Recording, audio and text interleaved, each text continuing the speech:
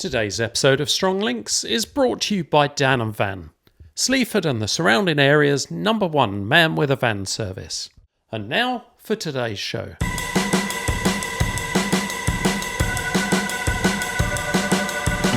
Hello and welcome to Strong Links, Lincolnshire's local podcast in association with your local Links magazine.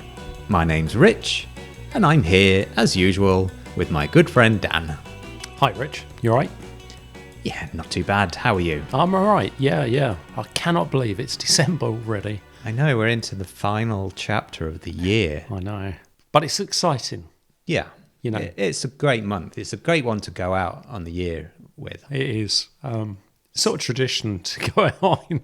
Yeah, it comes along this time of year every year, I found. It does. It's funny how it falls, doesn't it? Yeah.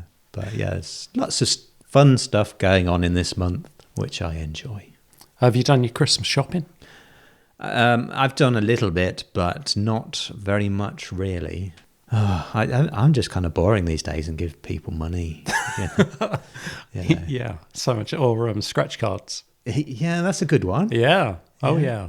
So Is that what shopping you've done so far? scratch cards, yeah. Yeah, scratch cards. Yeah, that's everyone's getting.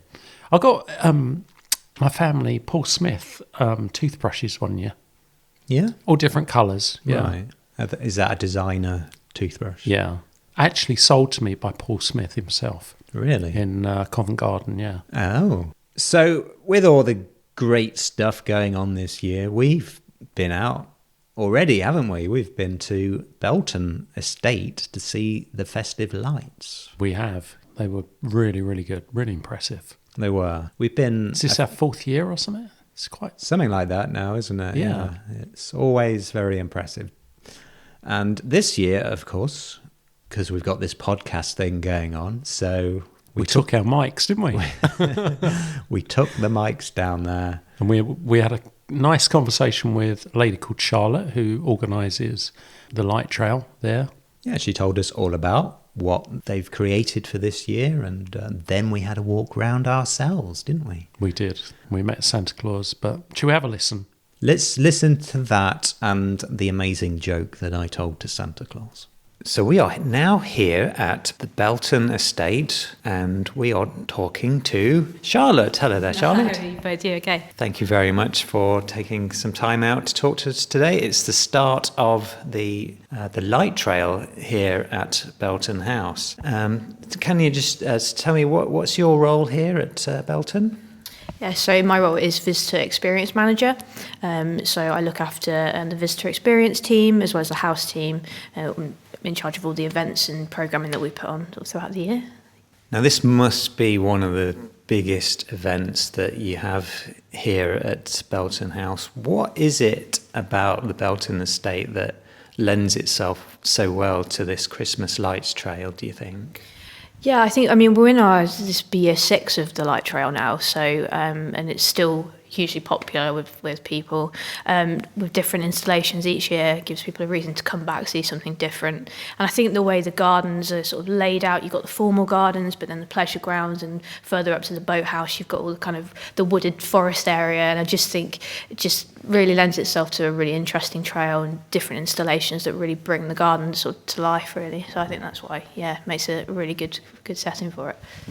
If you were going to pitch this to somebody who doesn't know the event, how would you pitch it to them?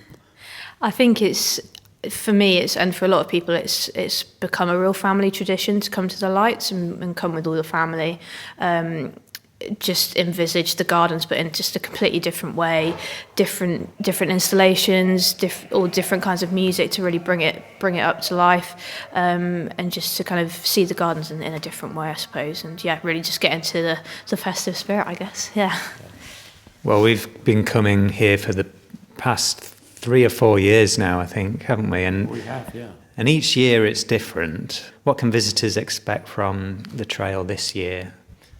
Yeah, so this year we've got obviously some of the favourites and the classics that we have every year. So the kind of the Christmas Cathedral, which is sort of one of the real selfie points that a lot of people take photos of their family, which everyone knows. But then you've also got a different installation on the lake this year.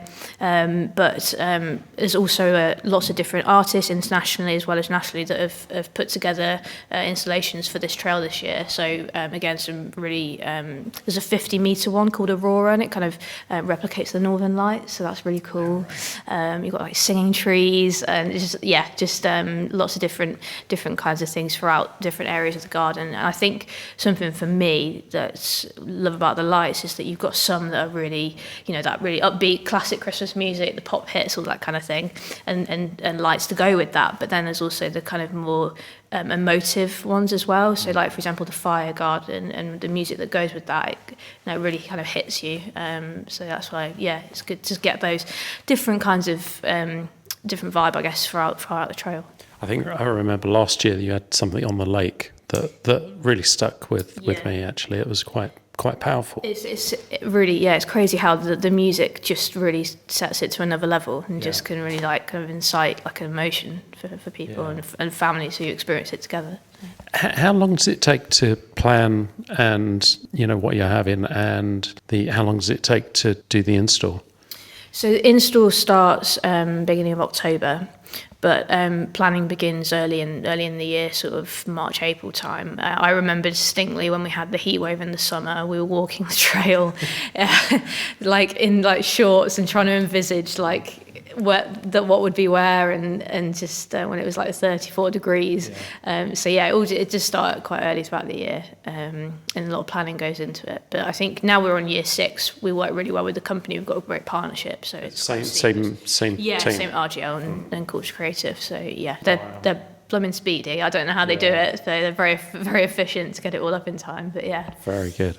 Well, it's nice and warm in here. We're about to go on the trail shortly, aren't we, Dan? We're just waiting for the darkness to set in. It was just kind of starting to get dark when we arrived here. So, we're really looking forward to seeing the lights. Can I ask, is Father Christmas, is he here again this year? He is here again. He's up near the boat lake again, so you'll bump into him, I'm sure. And is it the real Father Christmas? That would be telling. Of course it is. He's got the beard and everything. Something new this year as well, we're allowing dogs on the trail as well, so that's something new. So hopefully that kind of attracts another audience or people that haven't come before, because that was a barrier. I hope to continue it. Yeah. Tell me, when does the trail run till? We're on opening night at the moment, aren't we? When does it run till? It runs through till the 31st of December.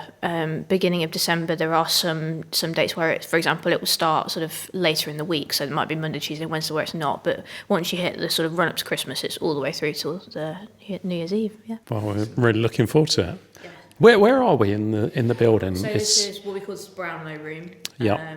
This is the stables building. So and obviously downstairs you've got the stables cafe where all the horses would have been, and the servants would have been sort of up in these rooms. It's very good. Yeah. It's very interesting. Yeah. It's nice room. All the old beams and. Yeah. It's lovely. And like I say, it's nice and warm. It's pretty cold out here.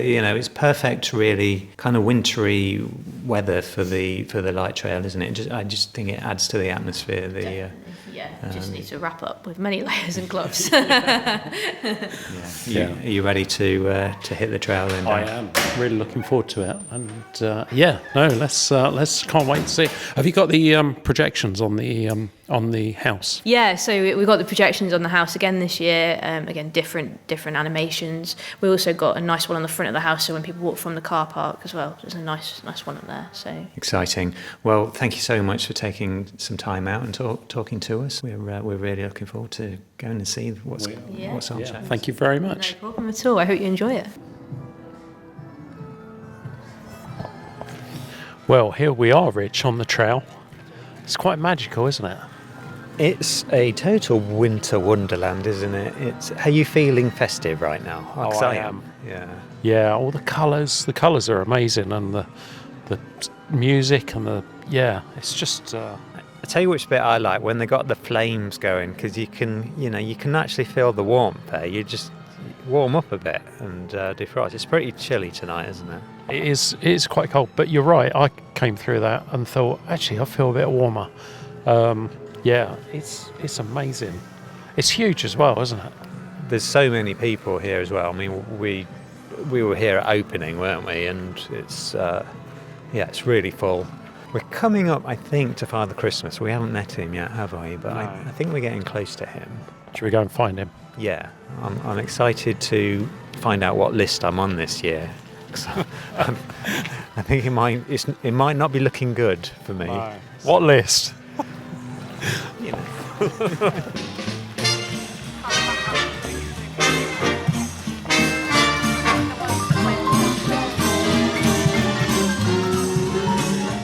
I see a big guy in a red suit with a white beard. I think that is the guy, isn't it? That's who we've been looking for. Yeah.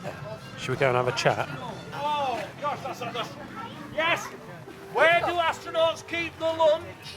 Yeah, in a lunch box. Make sure it's in the cracker. Yes, Mrs. Claus is going to do that. She's going to... Oh, have you got a joke as well? Why is there no medicine in the jungle? I don't know. Why is there no medicine in the jungle? Because the paracetamol. Oh! The paracetamol. That's another good one. Yeah, she's writing them down. Oh, Yeah, for the crackers. They have to be on the crackers, you see. That's really good.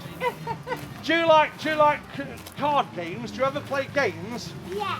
Yes? How do you get Pikachu on a bus? You Pokemon! See, I know these things. Yes, there. Sorry, I'm trying to do things. I'm forgetting things all the time. It's been lovely meeting you. Thank you. All right, you look big. Make sure you're good for Christmas, okay? Say bye. Mince pies, brandy butter, dollop of ice cream and custard. That's noted. Lovely. Very nice. Oh, hello, sir. Hello. Hello, Santa. How are Hello, you? nice to see you. We just thought we'd come say hello. Oh, very nice to meet you. Okay. I'm collecting jokes for the crackers. Do you know any jokes for the crackers? Do we know any jokes, Rich? What does Santa like to do in the garden? I don't know. What does Santa like to do in the garden? He likes to ho ho ho. Oh. Yes. They got one from last year. Yes, darling. Yeah. Yeah, that was good. That was funny. That's very good. Oh, what do you call a Excellent. one-eyed dinosaur? Don't know. Do you think Kisaurus? Very. That's I was told in mine. Yes.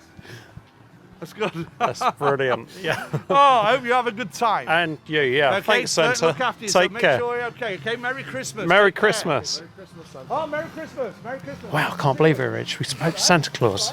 Yeah, I told him the worst joke in the world, the worst Santa joke. I think he enjoyed it. So. I think he humoured us well with it, didn't he? Yeah. Wow, that's brilliant. I think he was the real guy, wasn't he? Oh, definitely the real one. He had the beard, everything. Yeah. That was the Christmas lights at Belton. That place is absolutely magical at Christmas. What was your favourite bit this year? There was so much. I think the around the orangery, I think was stunning. I just think that's beautiful. Also the projections on the house. I just think that's so powerful. Yeah. Those images. What about you? I like that section with the flames and there was smoke machines and the kind of lasers. Yeah. You were taking photos of yourself at that point. Yeah, with I did. the lights. Yeah, that was. They came out okay. I'll put it on the on our socials. Yeah, look on our socials and you'll see actually there's a video of us, isn't there, at the outside the front of Belton House. Yes. Wasn't there? Yeah. That was great. Feeling very festive now. Well, I think it's perhaps time we brought in our special guest this month, Dan. Yeah. Who we got, Rich? Our special festive guest this month is a musician, filmmaker and actor. Locally, he's known for his band Glass Onion, who once supported Status Quo and the Bootleg Beatles, and he also headlined the main stage at Lincolnshire's very own Grimthorpe Festival.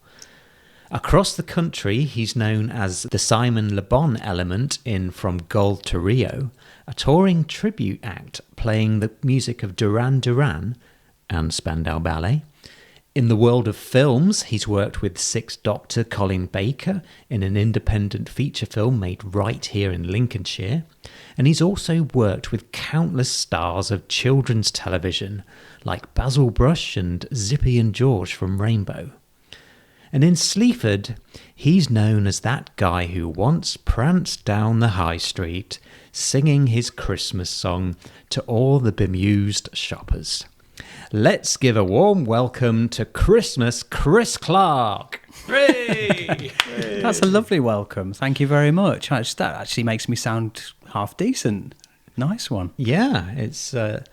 Now, we should say, full disclosure, Chris and I and Chris and Dan, we go back a little bit, don't we? We do, indeed. We are very, very, very good friends. And when did we meet, Rich? It was a long time ago, wasn't it? Well, we went to school together. We did? Didn't we? I mean, we didn't sort of know each other then. I remember you from school. I remember you too, sir. I don't think we ever spoke at school, did we? We may have said hello, because we were both very polite. Yeah, there was that, yeah. But yeah, it was around 2007, I believe, that we started doing stuff together, creating stuff, didn't we? So, how time flies. How long have you known Chris, Dan? Too long? No. No, when it was when I was doing Grimsthorpe. Grimsthorpe Festival, yeah, when Glass Onion played. That was great. Was that 2011? 2011, yeah. Yeah, I really enjoyed that. That was a great festival. I'm going to big you up for that one, Dan. Ah, cheers. So, obviously, December, it's Christmas time, and you're known locally as the guy that creates a lot of Christmas songs. I think your journey began back in 2011. And I remember one Sunday morning you messaged me and wanted me to come and film a music video with you where you're on Sleaford High Street serenading all the people passing by. Christmas Number One, that was called? Christmas Number One, yeah. I thought, why not be ambitious with the title? Because I always wanted a Christmas Number One, you see. So I thought, well, let's call it Christmas Number One, and then maybe one day it will be. 14 years later, it still hasn't been Christmas Number One, but you never know. There's still time. Throughout the intervening years, you've released a lot more Christmas songs, haven't you? I mean, you must have enough to make an album by now, have you? The goal is to make an album. I'm not sure I've quite got enough material recorded for a Christmas album just yet, but I think in my notes at home of all the songs that I've written that I want to record along with the material I've got, I think there's a good double Christmas album waiting for maybe next year from Christmas Chris. So take us through the other ones that you've done. We've been listening back to them on YouTube. They're all on YouTube, aren't they? But reminiscing. Yeah, I did have to remind you of some of the songs you've done. I know, that's terrible, isn't it? Yeah. Yeah, Dan, when we were just warming up for the podcast, Dan actually did have to tell me a couple of the songs that I'd forgotten that I'd done. I've not got a great memory, which is sad because they've all been brilliant experiences to make. Yes, so what was the question? What have I done other than Christmas Number One? I mean, we should really just talk about Christmas Number One very briefly, though, Rich, because I seem to remember you were terribly embarrassed about filming that. Because I sort of roped you and our friend Ben into being cameramen down the street. And this was kind of before everyone used to run around with mobile phones videoing every other thing, wasn't it? So for somebody to have a camera shoved in their face on their daily shop was quite an unusual thing in 2011. And to have somebody singing at them a random Christmas song they'd never heard of and sort of jumping around and putting his arms around them, that's even worse. And I seem to remember you sort of hiding in the background a little bit. I think Ben was probably even worse. Yeah. So that was good fun. I was quite embarrassed. Yeah, let's just grin and bear this one. And I've sort of, I was a little kind of stood back a little bit, but pretending like I almost wasn't with you. And I was just there were some great moments in that. Yeah, some really nice moments. I think that actually one of the beautiful things about that video is how miserable some of the people are in it. And I think that's what made it funny. Yeah. I think it was the contrast, the juxtaposition of Christmas with the miserable faces on Christmas. Sleaford High Street. It was quite wonderful. I mean, a lot of people I thought actually... there was one bloke who was going to punch you. Well, I think he came into the YouTube comments when the video came out, and he pretty much said that, Oh, really? that he was going to, yeah. He didn't. I don't think he said he was going to punch me, but it was very, very much words to that effect. Yeah. So not everybody was as cheery and happy as I was, prancing around like a moron. I was watching it earlier this morning, and there's just great moments, like when you're outside the Bull and Dog, and there's that girl who's just kind of eyes on the ground, flicking a cigarette. Yeah. You just can't, it's difficult to act. Oh, you couldn't. That, you couldn't plan for it, could you? No. And I think that's the beauty of a video like that. We just went out there and said, right, we'll do. I think we did 2 takes of it, didn't we? Yeah. We went out there and went, right, we'll go up and down the high street twice, and that's it, and then we'll get the hell out of here before we annoy people too much. Yeah. And getting those off the cuff moments that you just can't plan for is really what made that video. But what was really funny was, I think it was about a week or 2 later, because the song had done so well. Back then, getting 10,000 views on YouTube was quite a big deal. It's not the same world now, is it? But it had gone. I remember it had gone over the 10,000 mark on YouTube quite quickly, and we got a lot of interest. And Look North got in touch, and we did the local news and everything, didn't we? And what was really funny is that guy outside the Bull and Dog, who was standing with the embarrassed girl and her cigarette, he said to me, "Is that a real beard?" Because I think I dyed my beard a bit too black, maybe, so he thought I was wearing a fake beard or something. But what was hilarious was we went and reenacted that video for Look North, and the same guy was there, and he shouted the same thing at me. And if you listen to the TV interview, you can hear him in the background saying, "Is that a real beard?" Which was hilarious. That was an amazing synchronicity, that was. Yeah. But what's also really funny is that because by the time Look North had done their bit, a lot of people in Sleaford had seen the video and kind of cottoned on to what it was all about. So when Look North came out, there was a lot more cheery, sort of happy people getting into the song, and it was a really different vibe to that first time we went out, which was it was a very interesting social experiment in that sense, I think. Yes. But yeah. I remember in that piece, didn't you sort of present that piece as well? Yeah. They sent round a presenter, and she kind of went, "Oh, you know what you're doing." I'll leave it to you, I think. Yeah. And she absolutely did. She didn't even get in front of the camera, did she? No. And I loved it. I thought it was brilliant. And it prompted the old the famous line from Peter Levy that he's done 3 times, I think, to me now was, at least Chris has overcome his shyness to be on the telly with us today. I think Peter Levy hates me. Yeah. Too cocky for Peter Levy. But yeah, we you did ask me about what other projects came next, didn't you? And I think the next big Christmas thing that we did was when the William Alvey asked me to do a project with the children there, and that was lovely because it was I think we started that project in October, so I wrote them a song that was geared specifically to the William Alvey and themed to Christmas, and we had Christmas clubs, so a few children joined this Christmas club knowing they were going to do some kind of Christmas song, and it just sort of grew and grew. So first of all they were learning the Christmas song, and then we were writing a video, and then we were going to release the video, and then we were going to release the song officially, and it was massive. So the kids wrote all these crazy ideas like, oh, let's get the school guinea pigs in the video. They can be giant and pulling a sleigh and all of this stuff. And instead of going what most people would do in that situation, going, well, kids, that's really lovely, a lovely idea, but it's quite difficult to achieve. We just went, okay, let's do it. So we set up this blue screen studio. We completely hijacked the music room for a whole day, didn't we? And by the point we were making the video, so many more children had come on board with the project because of how well it was going and how exciting it was.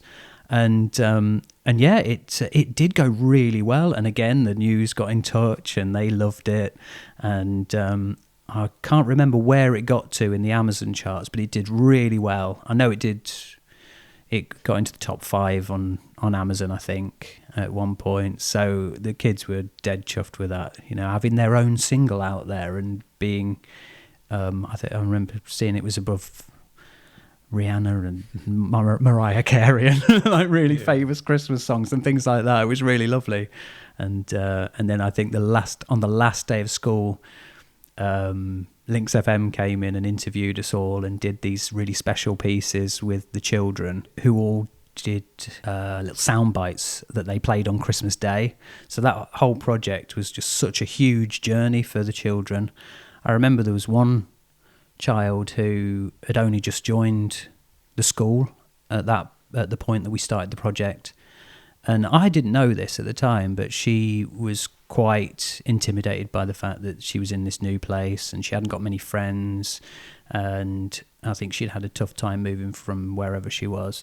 I was approached by her parent after many weeks of this, and she just said how this project had really helped her to connect with people and to do something that made her feel a part of the school and a part of Sleaford. Wow. And it was lovely. And actually on that day we were all sat in the head teacher's office waiting for Lynx FM to arrive, and she jumped on my knee I didn't see her come. She jumped on my knee and she went, "I don't want this to be over."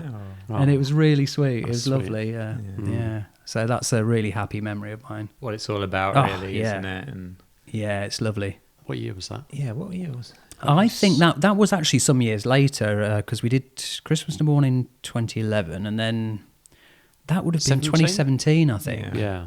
So it was quite a few years later. Because those kids are grown up now, aren't they? Oh, it's scary. Yeah, and it seems They're like new. yesterday that we did that. Yeah.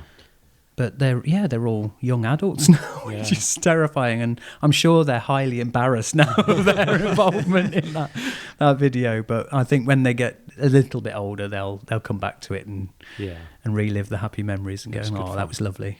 Do I remember rightly, Dan, were you dressed up in that as a dog or something? It was a bear. I was Bear, the dancing bear.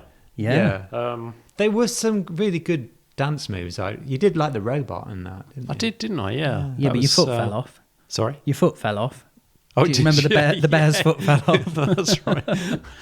It was the role I was born to play, really. Well, I always thought so, yeah.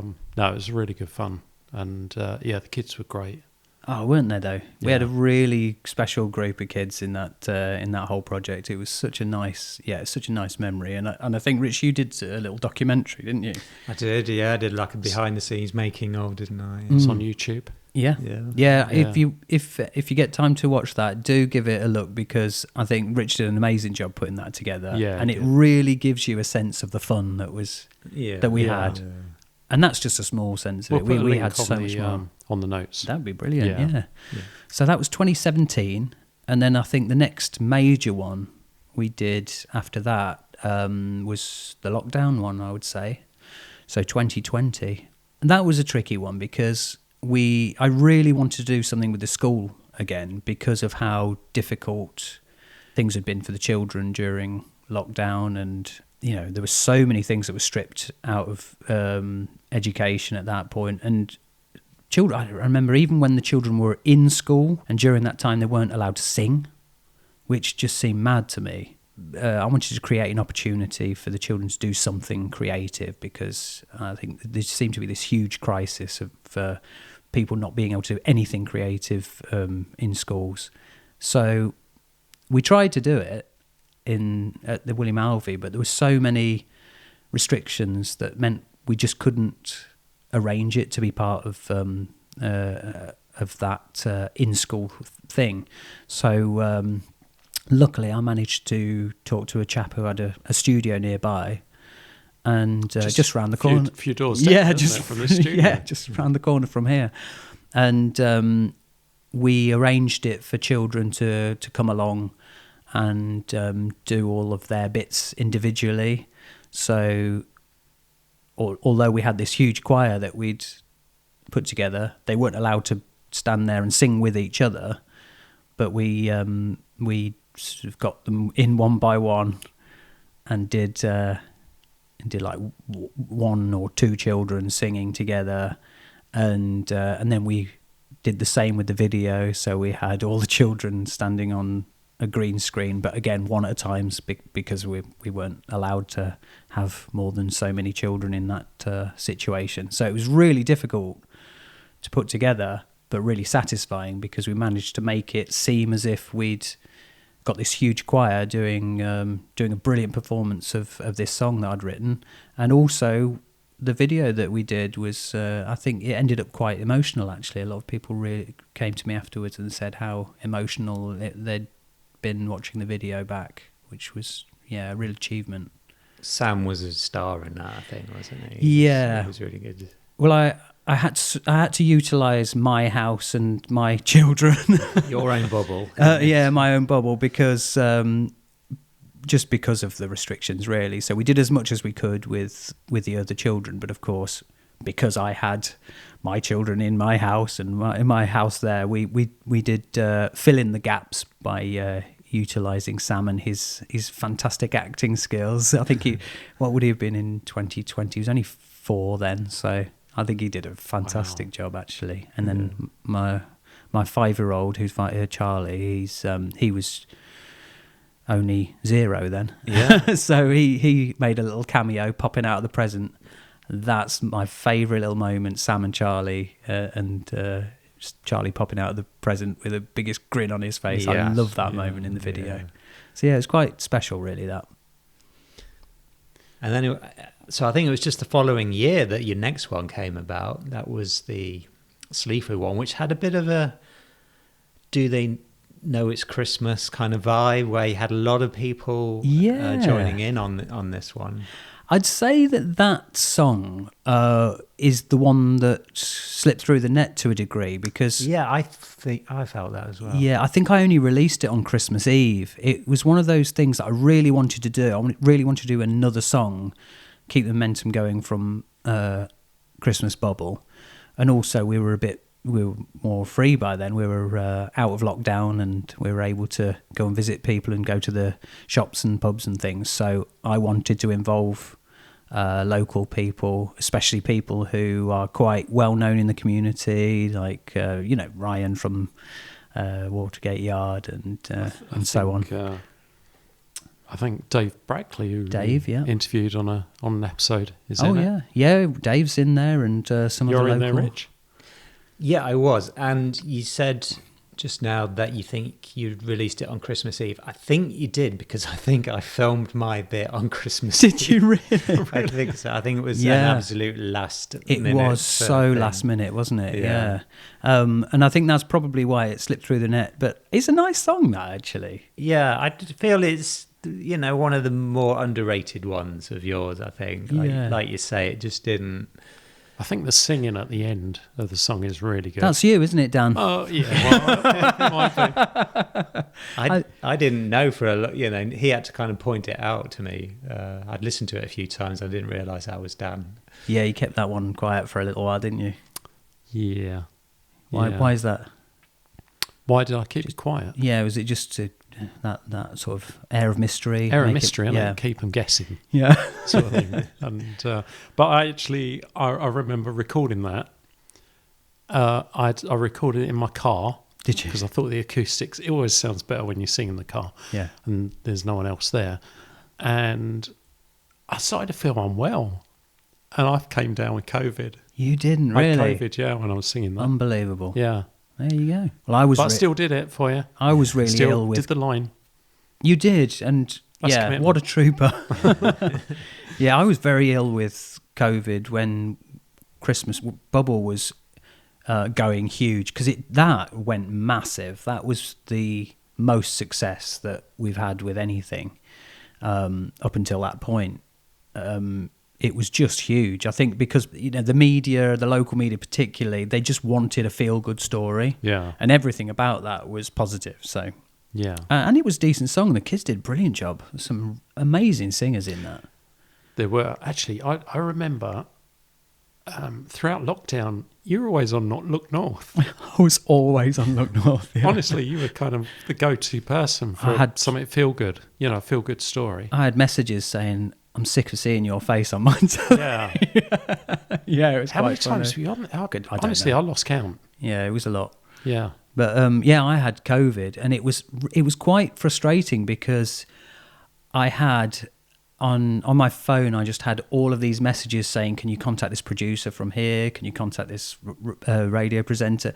I was just being bombarded with messages and calls, and in the end, I was quarantined to. At the time, I had a little shed in my back garden, which we'd done out as a bar, like a pub, and it had a bed in it. So I was living in there for the week because it's out of the way of the children and everything. It was really bizarre. So I was feeling terrible. I came down with it really badly that first time, and so I'd be feeling really, really ill, and then looking at my phone and thinking, right, that someone's going to call me in 2 minutes, and I'd have to sort of pick myself up, and then there'd be a phone call, and I'd be putting on this cheery voice going, yeah, what a great project, and I just felt like going to sleep, and it was awful because I just wanted to keep that momentum going. But I think it dropped off because I was ill.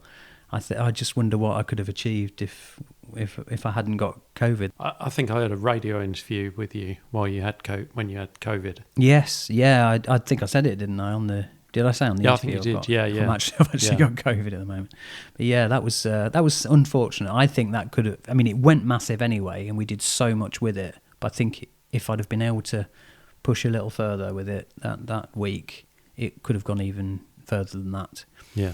But yeah, so there was that, and then obviously Merry Christmas from Sleaford, which nearly didn't get released because I actually called the fictional group, the band, so to speak, I called them Sleaford Moods. Not Sleaford Mods. Exactly. It was called Sleaford Moods, and I think the distributor thought that was too close to Sleaford Mods, so it nearly didn't get released. I think that's probably why it didn't come out till Christmas Eve, because they delayed it so much because of that. I see. Yeah, so that one slipped through the net. And then what's next must be Basil Brush. Yeah, I was just going to say, I think the following year, so 2022 we're up to now, that was really an epic that year. Yeah. And I was watching that again the other day, and I was just thinking to myself, how on earth did you do that? How did you pull that off? I don't know. I actually don't know now, because I'd find it really difficult to put that much time into anything now. In fact, Sleaford Moods came out on Christmas Eve 2021, and then pretty much straight away after that, I think I'd already written the idea for the song Boom Boom It's Christmas Again, and I pitched it to the Basil Brush team. And I not only did I pitch the song, which I'd recorded this little demo version of me doing a really bad Basil Brush impression, and but I'd written this huge booklet of, well, I said written, I'd drawn all of these storyboards in a booklet to demonstrate what the video could be, and I took it down to, I remember sketching a few more down on the way down to London on the train, and I went to meet with John Owen. John Owen, by the way, if any of you out there remember the classic days of Basil Brush, Basil Brush was performed by a chap called Ivan Owen, and John Owen is Ivan's son, who, along with his siblings, now owns the Basil Brush empire. So yeah, I pitched this idea to John and to Basil Brush himself that week in London, and they both loved it, but and they both said, yeah, we'd love to do this, but how the hell are you going to do it? This is too ambitious. I can't imagine that you're going to be able to pull this off. And I said, well, look, if you give me permission to just go ahead and start getting it all together, is that fine? And they said, yeah, okay, you do it. You get it all sorted. You write it, you produce it, you do everything. You get in contact with all of the guest artists and all of this lot. So I did. I started the planning in January of that year. I started phoning people up who were, because if you've seen the video, it's sort of like this grand epic video. It's over 12 minutes long. And it features iconic characters and actors from all through children's TV past, all the different decades. To tell us who you had on it. I'm going to leave someone really important out because there's so many people, but we had the one of the original Misters from Basil Brush, Roy North. He came and did an amazing guest spot, and loads of people were really emotional about that because that connection with Basil Brush and their childhood memories of Basil Brush. So that was really magical. But we had Mr. Blobby came and ruined the sets. That was brilliant. We had Bungle, Zippy and George, Hartley Hare from Pipkins, Hacker the dog. Oh, we had Father Christmas, of course. Father Christmas, the Nightmare guy. Yeah, oh yeah, that's right. Treguard. We went down to Pinner for that. We did, yeah. Treguard from Nightmare. We had Ronnie Ledrew did Muffin the Mule. And these, we should say, these are legends from the world of puppetry, aren't they? That Ronnie Ledrew's, been in all the works on all the great puppet films, Labyrinth and Little Shop of Horrors, Muppet Christmas Carol, that one as well. Yeah, he's done some pretty iconic stuff. Old Ronnie Ledrew, yeah. And he was the original Zippy. Wasn't he was, yeah. He's So- he worked on Rainbow from 1974ish, I think. Right, and he's been doing the performance for Zippy ever since. I remember seeing Ronnie's name on the credits. Ronnie Ledrew, it's quite an exotic sounding name, and I used to spot that. And yes, it's quite memorable, isn't it? Yeah, and he's brilliant. And what was great about that video was like I said, I did all of that sort of pre-planning from January to about April, I think. So I spent I think it was 2 mornings every week in coffee shops on the phone to people during that time, and then all of the other time was writing, arranging the song, and getting the song together, and various other bits and pieces. And then come April, we start shooting the video. And we shot the first section of the video at Rawsby, and loads of the guests came to that particular block of filming.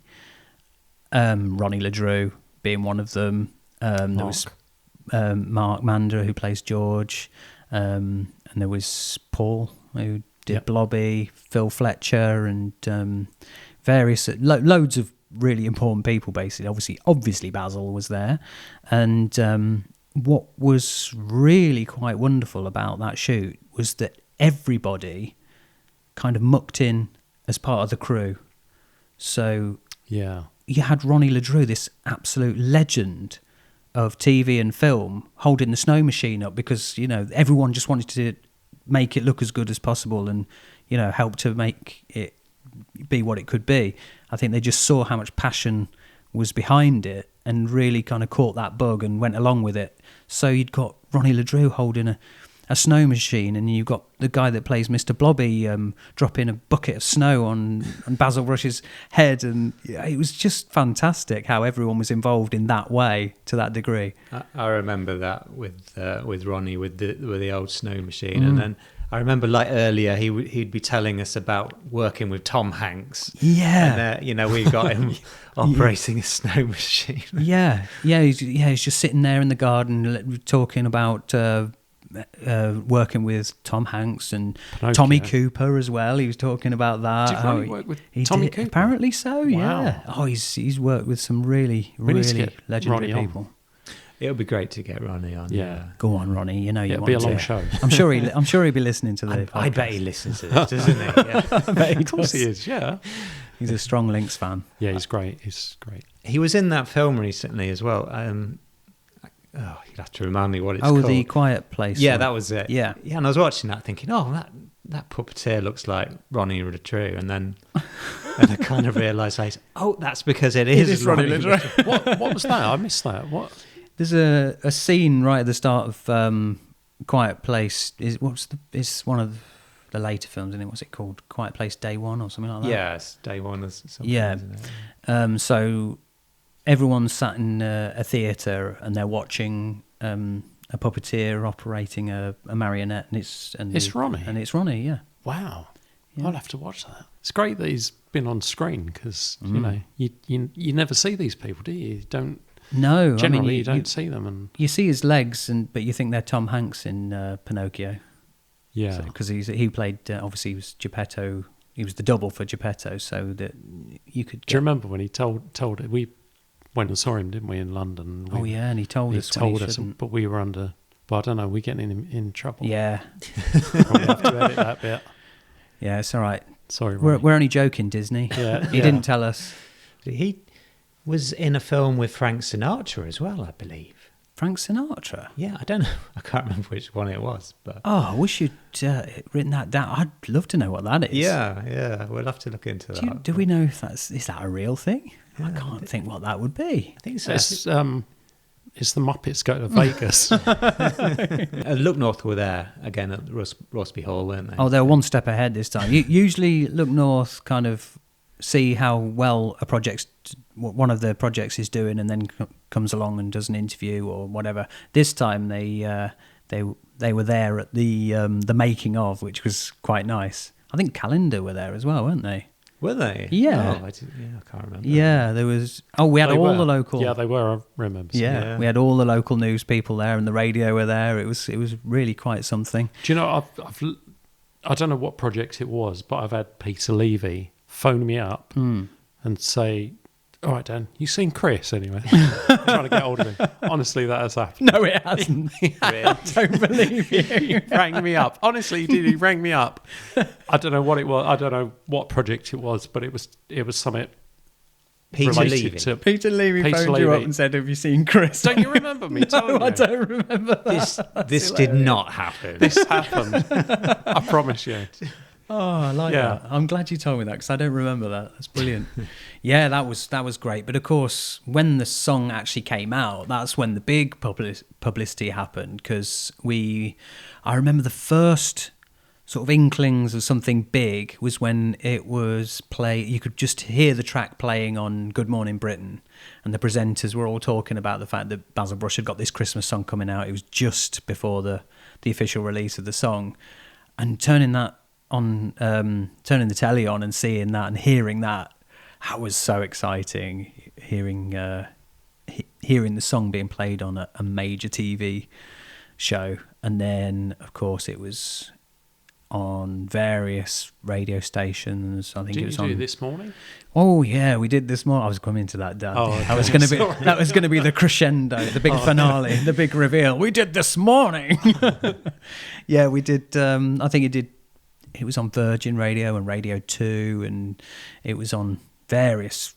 There were lots of newspapers that mentioned it and covered it, and there was a really big piece in the Daily Star, I think it was, and then yes, the big one was the week before Christmas, I think it was. Really close to Christmas. We all headed down to London, and we did some quite lengthy segments on This Morning, including a performance right at the end of the show, which was nice. But when I say I went and did This Morning, you won't see my face in it, and there's a good reason for that. Because Malcolm Lord, who plays Bungle, he didn't go, did he? But Bungle was on This Morning, so tell me how that happened, Chris. Okay, I will tell you. So during the filming of the video in April, I had contacted Malcolm and said, would you be able to attend the filming? And I think he was abroad during that. So I was thinking, maybe we could go and do a green screen shoot at his house or something like that. I thought, I don't know how we're going to do this, because we'd built the whole rainbow set and it needed to be there really. And Malcolm just said, well, why don't you do it? And I kind of thought, well, I'd love to. I said, are you serious? Because I'd really like to do it, but, only if you're serious. And he said, no, yeah, you do it. I'll just dub the voiceover later. So that's what we did. I filmed that bit, and then skip ahead to December. I think Malcolm was doing pantomime, so he couldn't get away to do This Morning, and he said, "Oh well, you're practically Bungle now. You're practically my stand-in now. So if you want to go and do it for This Morning, you can go and do it again." So I did quite excitedly. I got trundled down on the train with my entire Bungle costume, and I performed Bungle on the telly, which was lovely. And I got a hug from Dermot O'Leary because he'd always wanted to hug a Bungle bear, apparently. And it's not the only time you've played Bungle on national television, I believe. Didn't you do it again? Yeah. Well, yeah, I've done it a few times now. Not too many times on telly, but I've done it a few Bungle appearances. Because I think, Malcolm is still the official Bungle. Rightly so, of course. But he's so busy doing all of these other projects, and I think he's at that level now where he can just pick and choose which jobs he wants to do. So if he doesn't want to do a Bungle job, or if he is not able to do it, he will say, "Yeah, you can do it, Chris." So I did Dancing on Ice with with Ronnie and Mark. I think that was in March sort of time this year, which was fantastic. And I had my own lines in that, so that was the first time I'd spoken as Bungle as well. So yeah, I've sort of got my own version of Bungle that I do, which is great fun. Did you hug anyone this time? Did I? No, oh yes, I did. Well, we posed for a photo with Holly Willoughby and Stephen Mulhern, so we sort of had our arms around each other for that. So that counts as a hug, I suppose. Yeah. And we shook everyone's hand. I was completely oblivious to most of the stars there, because when you've got the Bungle head on, you can't see. You can see through the little eye holes. They're tiny little holes, and they've got lenses in, so they're like sunglasses. So you can't really see that well. And my partner was there with me going, "Oh, look, it's Thingy from Coronation Street. Torval and Dean are right next to you. Oh, look, it's Ashley Banjo," So, and I was missing everybody because I couldn't see in this flipping head. But yeah, I got to do a little skit thing with Ashley Banjo and Torval and Dean and all those judges, which was really fun. Yeah, that was good. Brilliant. It's brilliant. It sounds like you've had quite a blast with doing all these projects and Christmas projects. Well, yeah, it's certainly opened some unusual doors. Yeah, it's great. Couple of more questions. Okay. Question we ask all our guests, but we'll put a Christmas spin on it. Is there anywhere that you particularly like to visit over the festive period? That's a really tricky question. Yeah, that's a difficult one. Can I have more than one? Of course you can. Yeah. Okay, so I haven't done this very often, but I've really enjoyed going to the cinema at Christmas. Okay. Because they often show festive films. I think I've been to see Muppet Christmas Carol there, and I went to see It's a Wonderful Life. And the atmosphere there anyway is really kind of nostalgic. You've got the dude that comes out the floor and plays the Wurlitzer thing, whatever it's called. And so the Christmas atmosphere doing that is really good fun. I remember going one year and it had snowed, and of course it's sort of in the woods. That was really magical. Yeah. And we stopped and had some food in a little cafe, and was watching the snow outside, and then we went to see the Christmas film in the cool old cinema. So that was really good. Yeah. Couldn't agree more. I think there's nowhere more magical than the cinema. It is lovely, isn't it? Spa. Other than that, though, I really like Sleaford Christmas Market, and I know it gets a lot of stick because we're a small town, and it's not always the biggest thing that that the town could put on, but I know there's a lot of effort that goes into it. And actually there's just some sort of magic that day that it's on, and I sometimes don't get to do the Christmas market because I work a lot of weekends doing the tour, so I'm always annoyed if I miss out on the Christmas market, because there's a bit of magic for me. I think that's sort of the start of Christmas, really. Yeah. So I really like doing that. We've got a thing where we go to the Christmas market in Sleaford, and then we go home, put the decorations up, and Christmas starts for us. So I think that's something I've done in the past as well. I think it's a good opportunity to sort of really get into the Christmas spirit, isn't it? Yeah. But other than that, I think this year we've talked about going on a really nice wintry walk somewhere, in the woods or something, wrapping up warm on a cold day. and doing that. So we might go on a walk to, say, the woods near Rorsby or something like that, or maybe go on a walk down to Haverham, or I don't know, something like that. Maybe just sounds a good. nice, Good choices. brisk walk. Yeah. Will you be playing in the Watergate Yard on the Christmas market day? Sadly, not. No? I was asked to do it, Yeah. and I've already got a gig that day. I think it's the only Sunday this year that I've performed with From Gold to Rio. Right. I think it is, and it falls on the Christmas market, so I'll miss the Christmas market this year, and I won't be doing my traditional yearly spots at Watergate Yard, which I am gutted about. I mean, Christmas won't be complete now for us, because we would, planning to... Oh, Would you play some Christmas songs for us today, though? I would love to play some Christmas songs. What would you like me to play? I was thinking Christmas Bubble, maybe? Okay, yeah, I can do. I might have to change the key of that one, because obviously I wrote it for the kids' voices, so I might change the key for that one. I'll give you a verse or two of that. And then maybe the Basil one from 2022.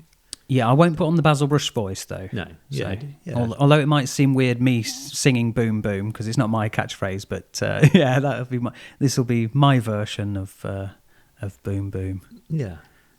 Lovely. No one's ever heard that before, have they? no. It's an exclusive. Just before you go, where can people find you on social media? They can find me down the high street on they can outside Costa. Yeah, they can find me on YouTube. Really, I think that's the best place to go and look at the Christmas projects that I've done. Most of them are on my YouTube channel, which is Dead Boy, DEDBOY. Is that my channel? Yeah, Dead Boy. So I'm really good at all this social media business, aren't I? So YouTube's probably the best place to see all those things.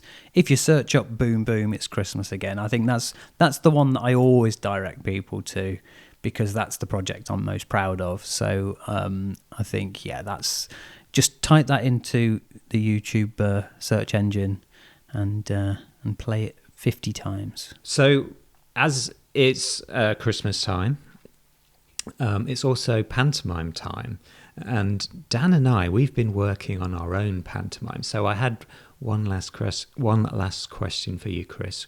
Mm-hmm. Would you be willing to play one of the roles in our pantomime? Oh, good grief! What role is it? You can take your pick, really. Oh. I mean, I was thinking maybe the main character. Is it going to make me sound stupid? Yeah. It's a pantomime. Well, so, well, then yes, please sign me up. Yeah, I'll do it. Yeah, why not? Brilliant.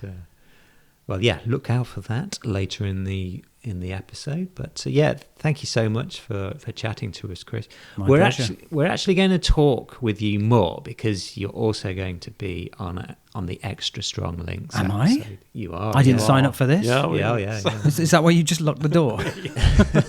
Just I spring it need on to be you. back for my beauty sleep.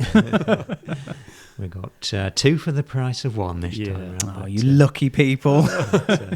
So look out for Extra Strong Links dropping later in the month, and we're going to talk to Chris about even more Christmassy things, aren't we? And more. Yeah. Gosh. But thanks very much, Chris. You're welcome. Thank you. Yeah. It's been a blast. This year's been a cold year. Let's take that chill away. We've missed out on so much fun, and now we're ready for Christmas Day. Christmas Day.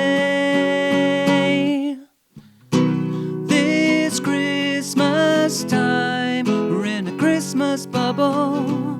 This Christmas time, we're in a Christmas bubble. We'll do things right to make you smile again this Christmas time.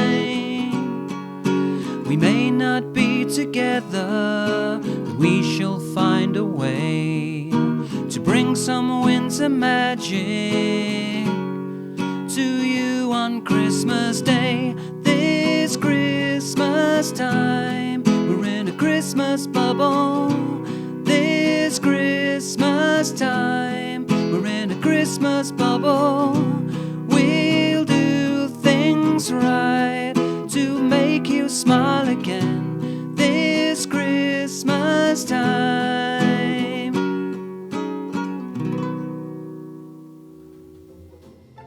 Discover the magic of theatre at the Playhouse in Sleaford.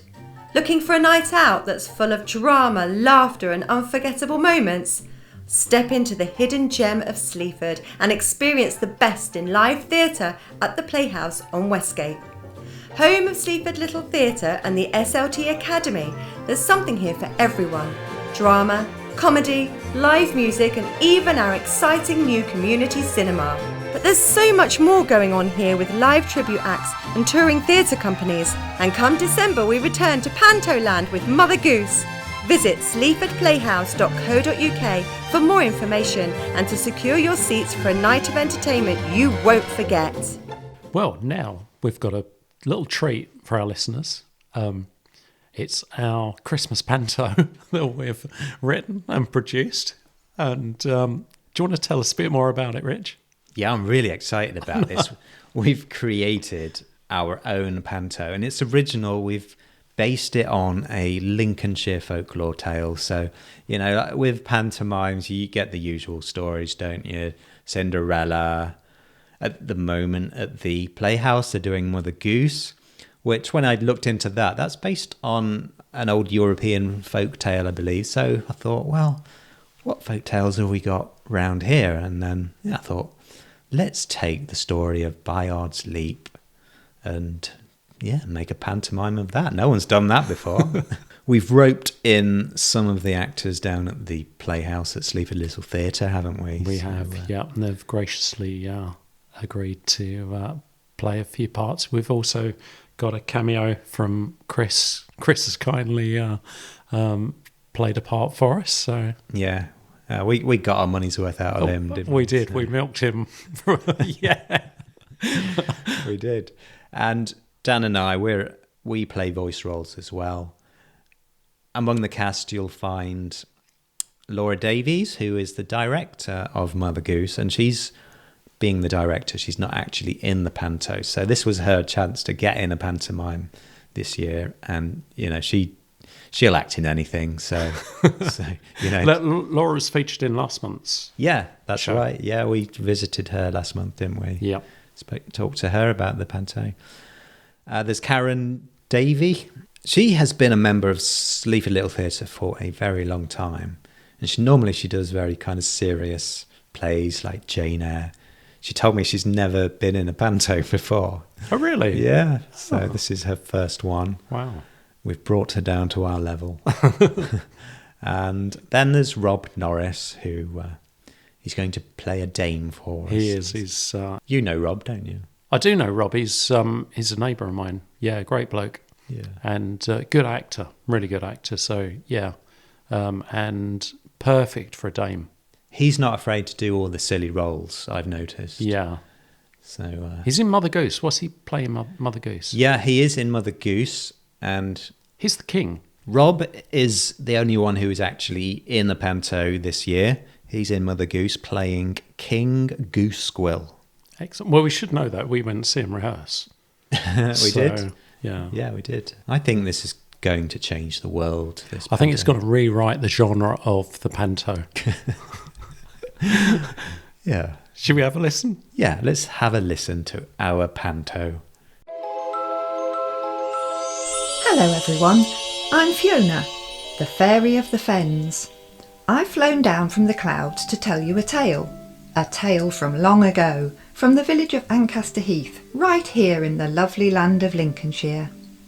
We're talking centuries ago, before TikTok, before tractors, even before you could get AI to churn out a panto script for you.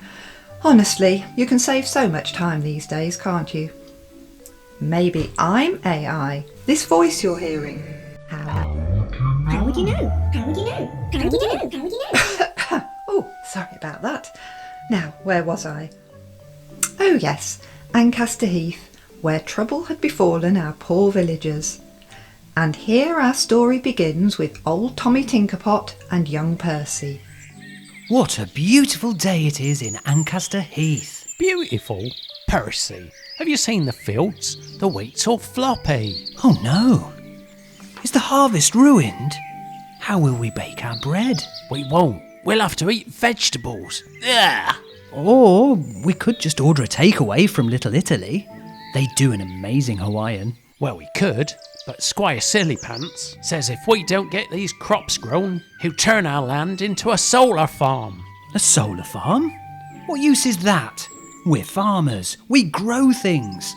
Why would we need copious amounts of electricity to grow anything? Oh no. Old Sillypants will be asking us to water his field of light bulbs next. How are we going to fix this, Tommy? Easy. We're going to blame it on an outsider and murder her. Whoa! Tommy, bit dark. This is a pantomime. There are children listening. Can we keep it PG and not have us doing any hate crimes? Who is an outsider, anyway? Who? This person you're going on about. Anne. Who is she? Well, she's not from round these here parts. Oh, you mean she's an outsider? That's what I've been trying to tell you. She's not one of us, this woman. She lives outside the village. I see. Still, we need to make this story stand the test of time. Listen to what I've got to say, though. I'm talking about Meg. Meg? Meg who? Alumaniac. Oh, well, she can't be a nice person with a name like that. She's not. She's a witch. A witch? Oh, well, that's all right then. Everyone knows it's fine to kill a witch. Especially ones that curse our village. Crops fouled, the wells all dried up, and the cows are completely mad. It's more miserable than a rainy day in Skegness. And there's definitely no other explanation. None whatsoever. We've got to kill the witch. Can I kill her? Then Daisy Duckweed will think I'm brave and fall in love with me. That's the spirit. Go on, go see Daisy at the stables now. Maybe she'll lend you a horse. And so our young hero hurried to the stables to see the delightful Daisy Duckweed, the stable girl and object of his affections. Daisy, I'm off to save the village.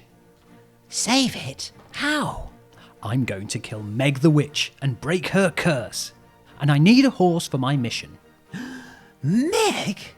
But she's terrifying. Have you seen her? Her crooked nose and those horrible boils on her face. All the horses rear up in fright when they see her. They'll run away from her. Oh, I don't suppose you have a blind horse? Well, it's funny you ask. There is old Bayard. You can have him if you like. He can't see or hear a thing. Throw a rock in a pool and he doesn't even react. We were just about to take him to the glue factory. Perfect. I'll take him. Mounting his steed, brave Percy rode off to Meg's hut, travelling up Ermine Street to a hamlet just off the A17, called, by strange coincidence, Bayard's Leap. There he found a cauldron on the boil, and so called for the witch to appear. Come out, Meg. You will have to die.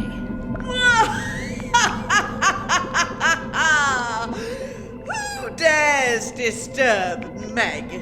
'Tis I, young Percy. I've come to defeat you and save our village from your curse. Oh, no. Your crops are ruined, are they? Your tummy's rumbling. We've no bread, no buns, and no biscuits to eat. Why not just get a takeaway? Little Italy do a brilliant. Hawaiian? Well, I prefer a scream cheese and spelami pizza myself. Yuck. We need proper food. Did you know Cogglesford Mill has had to shut down for lack of grain? They're going to turn it into a Greggs, and we can't have that. Oh, yes, we can. Oh, no, we can't. Oh, yes, we can. Oh, yes, we... That's enough of that. We've ticked the audience participation box. Oh, no, you haven't. Please, stop now. We can't do this all day. Oh, yes, we can. Fine. Where's the dame, anyway? You can't have a panto without one. I'm sure she'll turn up later. Now, fight me, witch. Ugh. Honestly, I've had a long day already. Fairy, explain this bit, will you? I'm weary. Gladly. Percy charged, Meg shrieked, and she dug her claws into Bayard's side. Bayard reared and leapt so high he soared into the clouds. Whoa, Bayard! I can see my house from here. Look, there it is. Everything's so tiny. The people look like ants milling around. And look at our poor fields. You can even see RAF Cranwell over there. Wait, Meg, you're still here. Got my claws stuck in your horse. Sorry. But honestly, I see what you mean now. Your crops do look dreadful. Exactly. Nothing grows, and it's all your fault. Or, hear me out now. Is this not a case of bad agronomy? You should try crop rotation, maybe diversify a bit. Don't grow the same thing year after year. Cut down on your glyphosate. Get some proper soil testing done. I'd recommend you employ some more modern farming practices like what Clarkson does and see how that goes. That's actually good advice, Meg. Maybe I won't kill you after all. Good lad. Oh, look! We're coming into land. Straight onto the runway. And so, armed with Meg's agricultural wisdom, Percy returned home to share his newfound knowledge with the village. And there to greet him was his mother, Dame Val. Ha! There we go. We've got a dame as well. Percy, you're back. I've been worried sick. It's all right, Mother. I've sorted things with the witch. Oh, my brave boy, you defeated her. Not exactly. We had a chat. She gave me some brilliant farming tips. She's still alive? That's not how this story is supposed to end. Mother, the real victory is kindness and understanding. Sometimes you just need to talk things through. It turns out we have far more in common than we realise. You think that's the best way, do you? I do, Mother. And I think when Daisy Duckweed, the beautiful stable girl, hears about this, she'll fall in love with me and we'll live happily ever after. Well, we'll see what the villagers think. Here they are now. Did you get her? Yes. Where's her head? Let's stick it on a spike. Whoa, calm it down, guys.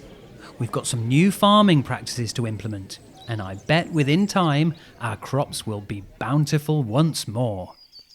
What? By next harvest? Well, maybe a few seasons, yes. So we starve patiently until then, do we? This really isn't the ending I imagined, Percy. Yeah. We wanted blood.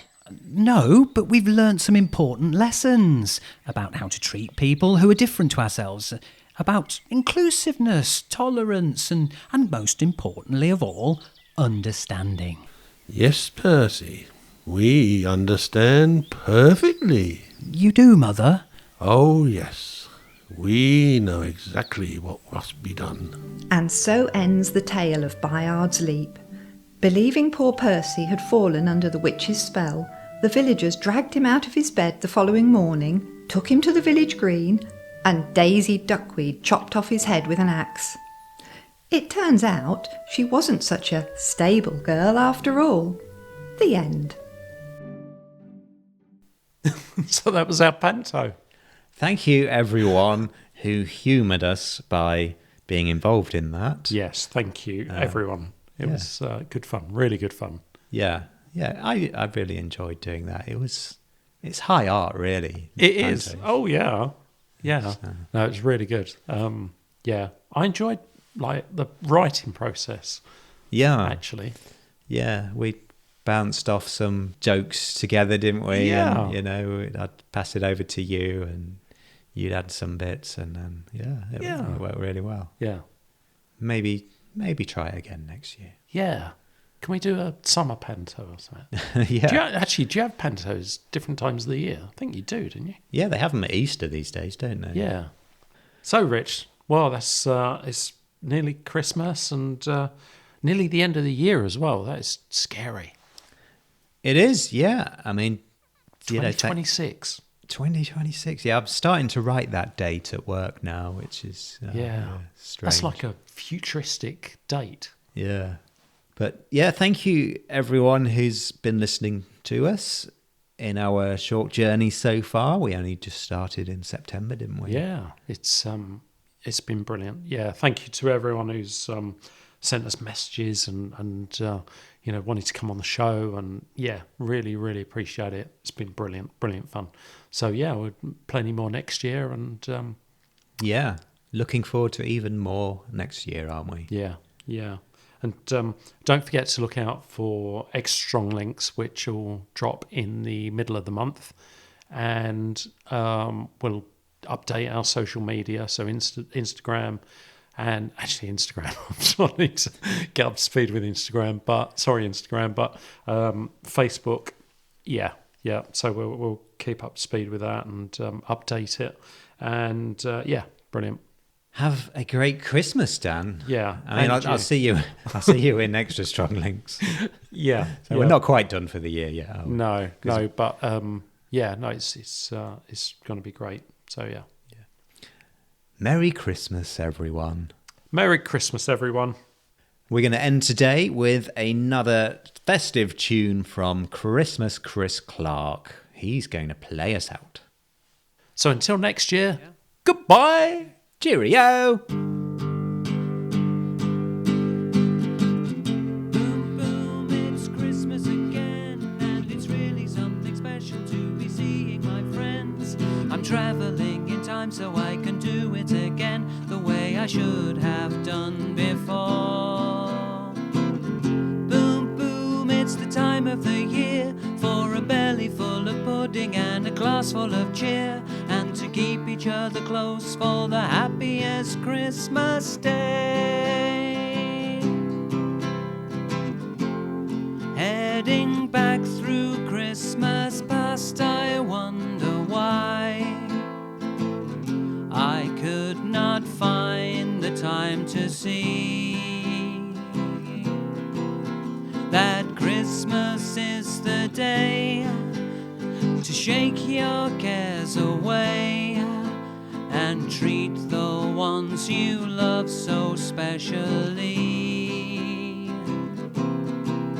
So come along with me through Christmas history. I'll do it all again and do it right. Boom, boom, it's Christmas again, and it's really something special to be seeing my friends. I'm travelling in time so I can do it again the way I should have done before.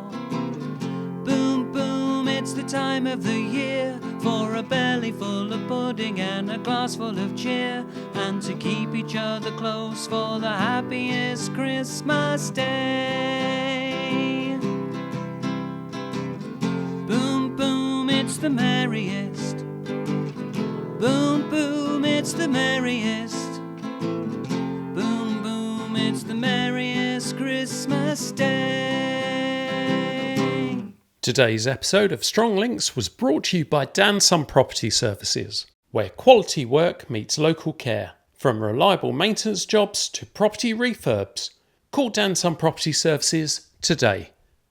See you next time.